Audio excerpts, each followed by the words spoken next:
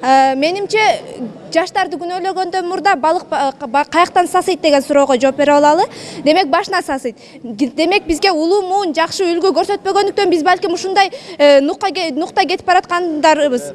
Интернеттин неге кереги бар бизге? Интернеттен биз биздин библиотекада табылбаган китептерди балким ошол жактан алып окуп аткандарбыз. Сиз бизди кандайдыр бир идеологиялык нерсеге түртүп жатасыз. Кыздар 18 жашта турмушка чыгыш керек, окубаш керек, бүттү, окубаганды билбесең окуба деп. Балким адамдар өзүнөн зависит. Эгерде дээринде бар болсо окуп кетет, дээринде жок болсо макул окубасын, турмушка чыксын. Бирок ал баласына кандай билим бере алат? Биз чоңдордон кандай үлгү алсак, биз дагы ошондой нукта кетебиз деп ойлойм. Ата-эне илим бербеш керек. Ата-эне илимди силер мектептен алышың керек.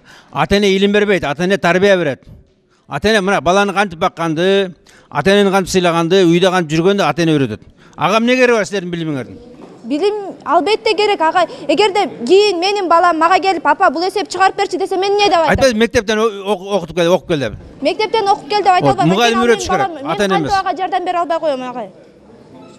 Эгерде мен апам акылсыз десе, ошо мага жагымдуу эмес да, туурабы? Ошондуктан биз билим берүүнү өрчүтүш керек ага. Эгерде жетишпеген балдарга кошумча сабак кошуш керек, жетишкен балдарга ага дагы кандайдыр бир жардамдарды көрсөтүп туруш керек. Кандайдыр бир идеологиялык нерсеге сиз бизди туура эмес жакка түртүп жатасыз деп ойлойм.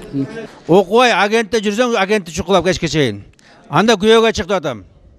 Бул айтып кетти, балык башынан сасыйт деп. Мугалимдердин башы сасса, силерки да сасып аласың. Андай болбойт да, балык башынан силер кандай таза болсоңор, ошондой таза болсуң. Балык башынан сасыйт деп, мугалим башы сассанда силерки да сасып жүрөрлөр. Жок, коомдогу мугалимдер жок. Бизден улуу муундар бизге кандай көрсөтүп жатса, биз ошону туурап кетип баратабыз деген нерсени айтып атам. Жаштар сүйлөсүн.